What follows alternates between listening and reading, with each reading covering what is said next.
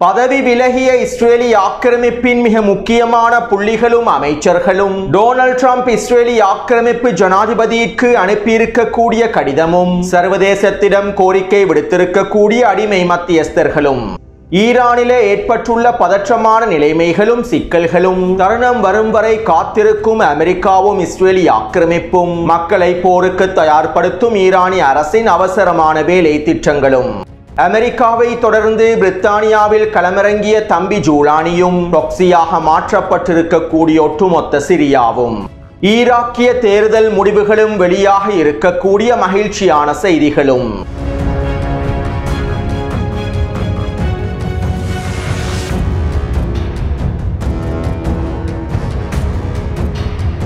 காசாவிலே மீண்டும் யுத்தம் ஆரம்பிக்கப்பட போவது தொடர்பாகவும் அமெரிக்க மத்திய கட்டளை தளபதிக்கு கீழால் நடைபெற்ற மிக முக்கியமான அமர்வு தொடர்பாகவும் இந்த அமர்விலே கசிவடைந்த விடயங்கள் தொடர்பாகவும் நேற்றைய காணொளியில் பல முக்கியமான தகவல்களை பதிவிட்டிருந்தேன். நேற்றைய காணொளியை பார்வையிடாதவர்கள் கீழே இருக்கக்கூடிய லிங்கினை பயன்படுத்தி குறித்த காணொளியை பார்வையிடலாம். அத்தோடு ஈராக்கிய பாராளுமன்ற தேர்தல் எந்தவிதமான பிரச்சனையும் இல்லாமல் நடைபெற்று முடிந்துள்ளது.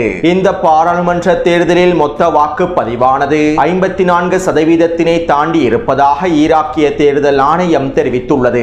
மேலும் இந்த தேர்தலில் ஈராக்கிய பிரதமர் ஷியால் சூதானி அவருடைய கட்சி 4 லட்சம் வாக்குகளினால் முன்னிலையில் காணப்படுகின்றது.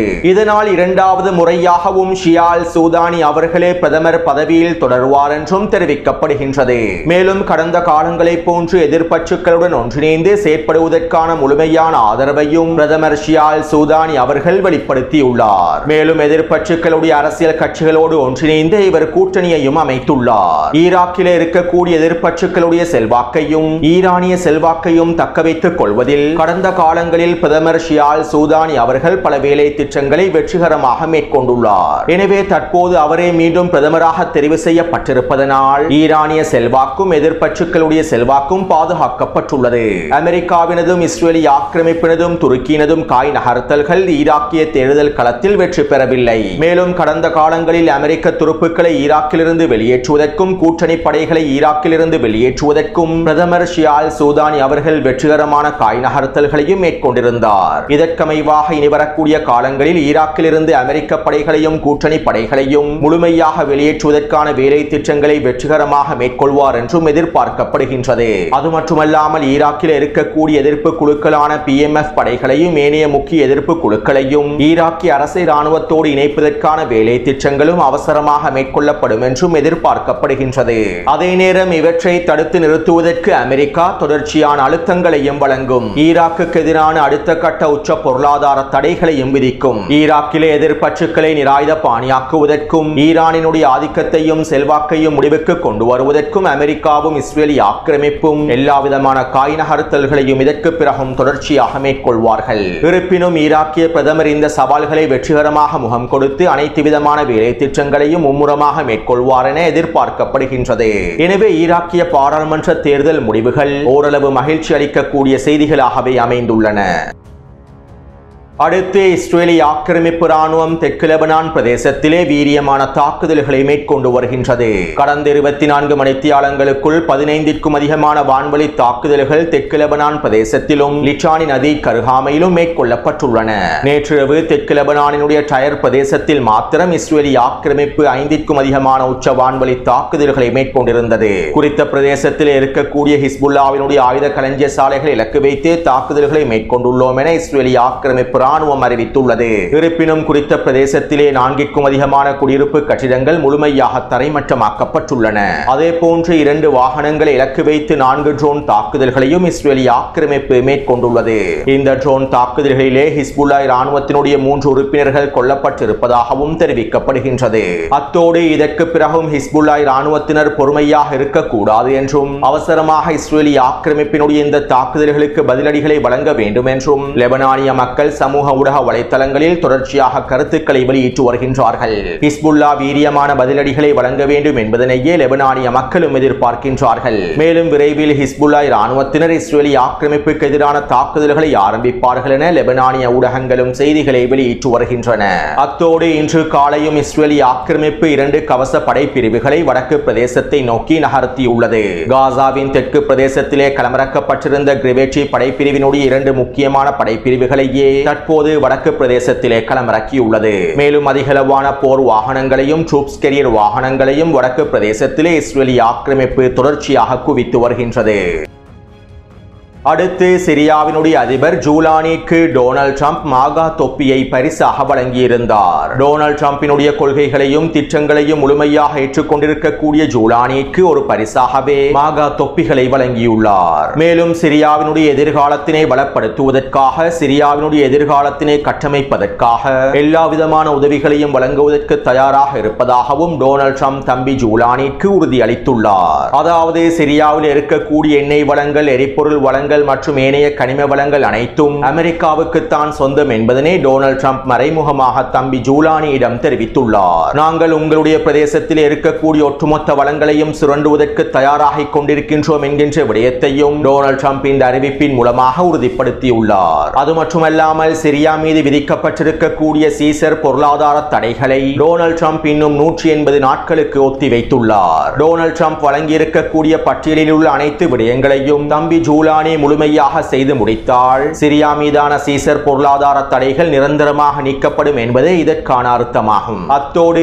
தம்பி ஜூலானி அமெரிக்காவில் இருக்கக்கூடிய மிக முக்கியமான தொழிலதிபர்களையும் சந்தித்து கலந்துரையாடல்களை மேற்கொண்டிருந்தார். சிரியாவிலே முதலீடு செய்யுமாறு இவர்களிடத்தில் கோரிக்கைகளை முன்வைத்திருந்தார். மேலும் இந்த கலந்துரையாடலில் கலந்து கொண்டிருக்கக்கூடிய 90% அமெரிக்க தொழிலதிபர்கள் ஜியோனிச தலைவர்களுக்கு இஸ்ரேலி ஆக்கிரமிப்புக்கு முழுமையான ஆதரவை வழங்கக்கூடியவர்களாகும். அமெரிக்காவில் இருக்கக்கூடிய தொழிலதிபர்களில் அதிகளவான யூத தொழிலதிபர்களே காணப்படுகின்றார்கள். எனவே தற்போது தம்பி ஜூலானி இந்த ஜியோனிச தலைவர்களை ஆதரிக்கக்கூடிய, இஸ்ரேலி ஆக்கிரமிப்பை ஆதரிக்கக்கூடிய தொழிலதிபர்களுக்கு இவர்கள் சிரியாவிலே முதலீடு செய்வதற்கு எல்லா விதமான பாதையையும் திறந்து கொடுத்துள்ளார். ஏற்கனவே ஐக்கிய அரபு அமீரக ஜியோனிச அரசாங்கம் சிரியாவினுடைய மேற்கு துறைமுகமான லட்டக்கியா துறைமுகத்தினை முழுமையாக கைப்பற்றிக் கொண்டுள்ளது. குறித்த துறைமுகத்தினை பயன்படுத்தி மேற்கொள்ள வேண்டிய அனைத்து வேலை திட்டங்களையும் ஐக்கிய அரபு அமீரக ஜியோனிச அரசாங்கம் மேற்கொண்டு வருகின்றது. எனவே தற்போது அமெரிக்காவின் ஜியோனிச தொழிலதிபர்களும் சிரியாவிலே முதலீடுகளை மேற்கொண்டு சிரியாவினுடைய ஒட்டுமொத்த வளங்களையும் சுரண்டப் போகின்றார்கள். அடுத்து ஜூலானி அமெரிக்காவின் ஃபாக்ஸ் நியூஸ் ஊடகத்திற்கு நேர்காணல் ஒன்றையும் வழங்கியிருந்தார். ஜனாதிபதி டொனால்ட் ட்ரம்பினுடைய வழிகாட்டுதலுக்கு அமைவாக அவருடைய தலைமைக்கு கீழாக இஸ்ரேலுடன் நாங்கள் பாதுகாப்பு ஒப்பந்தத்தினை முடிப்பதற்கு தயாராகவே உள்ளோம். இதற்கான வேலை திட்டங்கள் டொனால்ட் ட்ரம்பினுடைய நிர்வாகத்தினால் சிறப்பாக மேற்கொள்ளப்பட்டு வருகின்றது என ஜூலானி ஃபாக்ஸ் நியூஸ் ஊடகத்திடம் தெரிவித்துள்ளார். மேலும் அவர் வாஷிங்டன் போஸ்ட் ஊடகத்திடம் இவ்வாறு தெரிவித்தார். நாங்கள் தற்போது இஸ்ரேலோடு நேரடி பேச்சுவார்த்தைகளை மேற்கொண்டு வருகின்றோம். மேலும் இஸ்ரேலுடன் ஒரு நல்ல முடிவை எட்டுவதற்கான வழியிலேயே நாங்கள் பயணிக்கின்றோம். விரைவில் இஸ்ரேலுடனான பாதுகாப்பு ஒப்பந்தம் முடிக்கப்படும் என தம்பி ஜூலானி வாஷிங்டன் போஸ்ட் ஊடகத்திடம் தெரிவித்துள்ளார். அத்தோடு டமஸ்கஸிலே அமெரிக்க இராணுவ கட்டளை தளத்தினை அமைப்பதற்கான வேலை திட்டங்களும் ஆரம்பிக்கப்பட்டுள்ளன.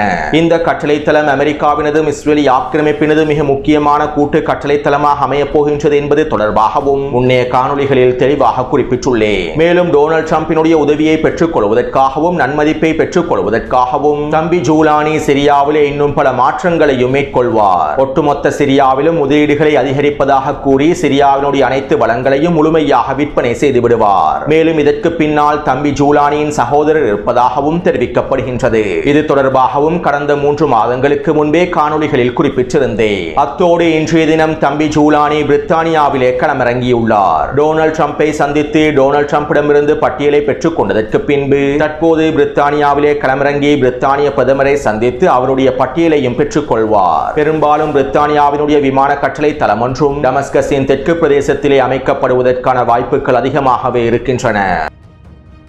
கடந்த டிசம்பர் மாதம் ஜூலானியும் அவருடைய படைகளும் சிரியாவை முழுமையாக கைப்பற்றிக் கொண்ட சந்தர்ப்பத்திலேயே இவை தொடர்பாக நான் தெளிவாக குறிப்பிட்டிருந்தேன். ஜூலானி சிரியாவை கைப்பற்றியதற்கு பின்பு அமெரிக்காவும் இஸ்ரேலிய ஆக்கிரமிப்பும் சிரியாவை எவ்வாறு ப்ராக்ஸி படையாக பயன்படுத்த போகின்றார்கள் என்பது தொடர்பாகவும் சிரியாவில் இருக்கக்கூடிய முக்கியமான சவால்கள் தொடர்பாகவும் கடந்த 11 மாதங்களுக்கு முன்பே காணொளிகளில் தெளிவாக குறிப்பிட்டிருந்தேன். மேலும் இந்த காணொளிகளுக்காக என்னை பலர் விமர்சனம் செய்திருந்தார்கள். குறிப்பாக துரோகி அர்துகானினுடைய பக்தர்கள் அதிகளவான விமர்சனங்களை முன்வைத்திருந்தார்கள். அது மட்டுமல்லாமல் துரோகி அர்துகானினுடைய பக்தர்களும் இன்னும் சிலரும் தம்பி ஜூலானியை கொண்டாடினார்கள். சிரியாவை கைப்பற்றிய தம்பி ஜூலானியும் அவருடைய படைகளும் அடுத்ததாக இஸ்ரேலிய ஆக்கிரமிப்புக்கு எதிராக தாக்குதல்களை மேற்கொள்ளப் போவதாகவும் ஜெருசலத்தினை கைப்பற்றப் போவதாகவும் இஸ்ரேலுக்கு எதிரான அடுத்த போருக்கு தம்பி ஜூலானி தயாராகி விட்டதாகவும் ஜெருசலத்தினை கைப்பற்றுவதற்கான பாதை டமஸ்கஸிலே தற்போது உருவாகி இருப்பதாகவும் மாயைகளையும் கருத்துக்களையும் வெளியிட்டிருந்தார்கள்.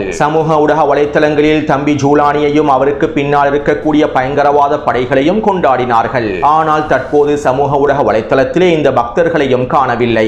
ISIS பயங்கரவாதிகளும் STS பயங்கரவாதிகளும் இஸ்ரேலிய ஆக்கிரமிப்புக்கு எதிராக தாக்குதல்களை மேற்கொள்ள மாட்டார்கள் என்பதனையும் அவர்களுடைய முதலாளிக்கு எதிராக தாக்குதல்களை மேற்கொள்ள மாட்டார்கள் என்பதனையும் ஜூலானியை கொண்டாடிய பக்தர்கள் புரிந்து கொள்ளவில்லை.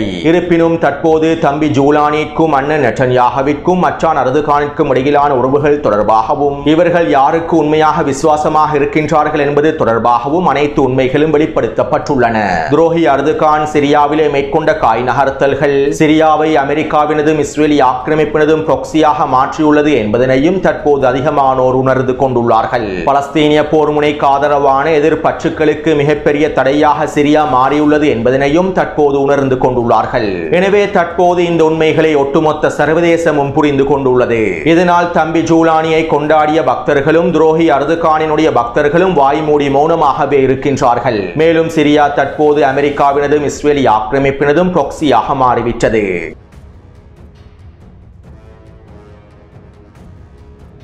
தற்போது ஈரான் இரண்டு மிக முக்கியமான பிரச்சனைகளையும் பதற்றமான நிலைமைகளையும் எதிர்நோக்கி வருகின்றது. ஈரானுக்குள்ளே பதற்ற நிலைமையானது படிப்படியாக அதிகரித்து வருகின்றது. அதாவது பல தசாப்தங்களில் இல்லாத அளவுக்கு ஈரானிலே தற்போது கடுமையான வறட்சி ஏற்பட்டுள்ளது. குறிப்பாக இந்த வறட்சியினால் தலைநகரான தெஹ்ரானில் மிகவும் கடுமையான நீர் பற்றாக்குறை ஏற்பட்டுள்ளது. அடுத்த சில வாரங்களுக்குள் மழை பொழியாவிட்டால் தெஹ்ரானிலே குடிநீர் முழுமையாக தீர்ந்துவிடும். தெஹ்ரானிலே இருக்கக்கூடிய மக்கள் பயன்படுத்துவதற்கு ஒரு சொட்டு தண்ணீர் கூட இருக்காது. மேலும் இவை தொடர்பாக கடந்த நவம்பர் மாத 7ஆம் தேதி ஈரானிய ஜனாதிபதி மசூத் பெஜஷ்கியான் இவ்வாறான எச்சரிக்கைகளை வெளியிட்டிருந்தார். இனிவரும் வாரங்களிலே மழை பொழியாவிட்டால் வருகின்ற டிசம்பர் மாதத்திற்கு பின்பு நிலைமைகள் முழுமையாக சீர்குலைந்துவிடும். இதற்கு பின்பு தெஹ்ரானிலே இருக்கக்கூடிய தனிநபர்கள் தெஹ்ரானை விட்டு வெளியேறக்கூடிய நிலைமை ஏற்பட்டுவிடும். தலைநகரை தெஹ்ரானில் இருந்து தெற்கு பிரதேசத்தை நோக்கி நகர்த்த வேண்டி ஏற்படும். மேலும் அதிகளவான மக்கள் தெஹ்ரானை விட்டு வெளியேற வேண்டிய நிலைமை ஏற்பட்டுவிடும் என ஈரானிய ஜனாதிபதி மசூத் பெஜஷ்கியான் எச்சரிக்கைகளை வெளியிட்டிருந்தார். அதே போன்று இரண்டாவது பிரச்சனையாக ஈரானுக்குள்ளே எரிபொருள் பிரச்சனையும் அதிகரித்துள்ளது. ஈரானினுடைய உள்நாட்டு பெட்ரோல் உற்பத்தியானது தினசரி 20 மில்லியன் லீட்டர்களினால் குறைவடைந்து வருகின்றது.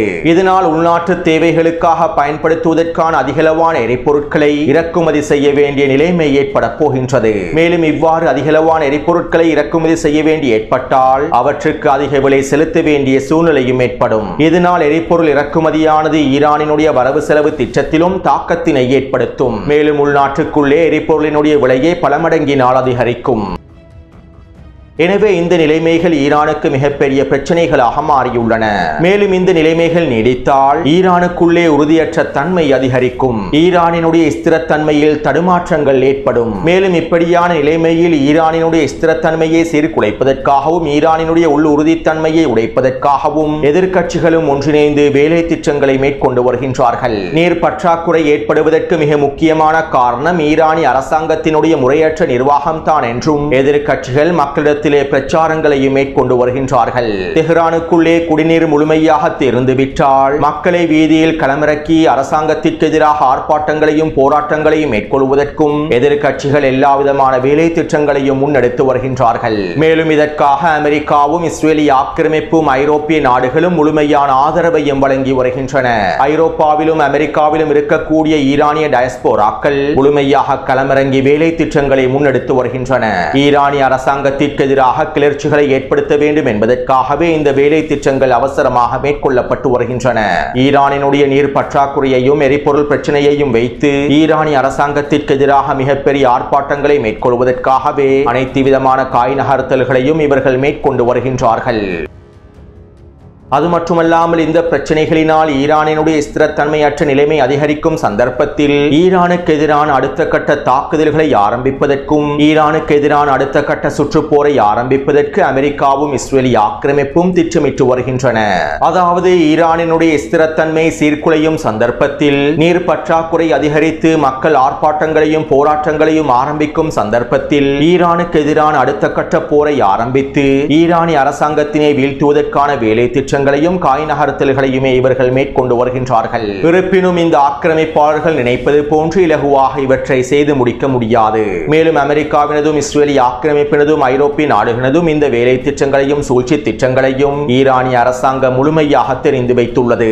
அது மட்டுமல்லாமல் எந்த ஒரு சூழ்நிலைகளிலும் போரை தொடர்வதற்கான எல்லா விதமான வேலை திட்டங்களையும் ஈரானிய அரசாங்கமும் பாதுகாப்பு படைப்பிரிவினரும் முழுமையாக மேற்கொண்டு வருகின்றார்கள். அடுத்த சுற்று போருக்கு எல்லா விதத்திலும் தயாராகவே உள்ளார்கள். அது மட்டுமல்லாமல் ஈரான் முழுவதும் மழை வேண்டி தொழுகைகளும் பிரார்த்தனைகளும் மேற்கொள்ளப்பட்டு வருகின்றன. இதன் விளைவால் இனி வரக்கூடிய நாட்களில் ஈரானுக்குள்ளே மழை பொழியும் என்றும் எதிர்பார்க்கப்படுகின்றது. அடுத்து நாளைய தினம் ஈரான் நாடு தழுவிய அவசர கால சோதனைகளை மேற்கொள்ளப் போகின்றது. அடுத்த சுற்று போரின் போது மக்களுக்கு முழுமையான எச்சரிக்கை தகவல்களை வழங்குவதற்கும் போர்க்கால சூழ்நிலையில் மக்கள் எவ்வாறு நடந்து கொள்ள வேண்டும் என்பது தொடர்பான வழிகாட்டுதல்களை வழங்குவதற்கும் நாளைய தினம் ஈரானிய அரசாங்கம் மிக முக்கியமான வேலை திட்டங்களை ஆரம்பிக்கின்றது. தொலைபேசிகள் மூலமாகவும் இன்னும் ஏனைய விசேட சேவைகள் மூலமாகவும் மக்களுக்கான எச்சரிக்கைகளையும் வழிகாட்டுதல்களையும் வழங்குவதற்கான வேலை திட்டங்களையே நாளைய தினம் ஈரானிய அரசாங்கம் ஆரம்பிக்கப் போகின்றது. அதாவது அடுத்த கட்ட போருக்கு ஈரானிய மக்களை தயார்படுத்துவதற்கான வேலை திட்டங்கள் மும்முரமாக நடைபெற்று வருகின்றன.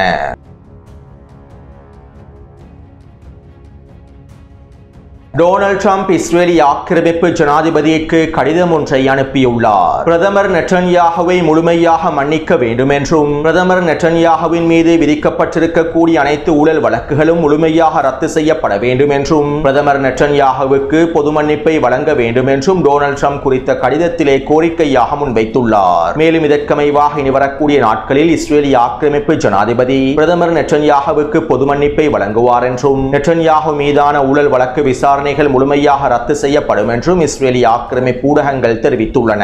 அத்தோடு இஸ்ரேலிய ஆக்கிரமிப்பு ராணுவத்தின் அரபு செய்தி தொடர்பாளர் தன்னுடைய பதவியை ராஜினாமா செய்துள்ளார். அதே போன்று மிக முக்கியமான அமைச்சர்களில் ஒருவரான இஸ்ரேலிய ஆக்கிரமிப்பின் மூலோபாய விவகார அமைச்சர் ரொன் டெர்மரும் தன்னுடைய பதவியை ராஜினாமா செய்துள்ளார். மேலும் இனி வரக்கூடிய நாட்களில் மொசாட் உளவு பிரிவினுடைய தலைவரான டேவிட் பெர்னியாவும் தன்னுடைய பதவியினை ராஜினாமா செய்ய போவதாக தகவல்கள் வெளியாகியுள்ளன.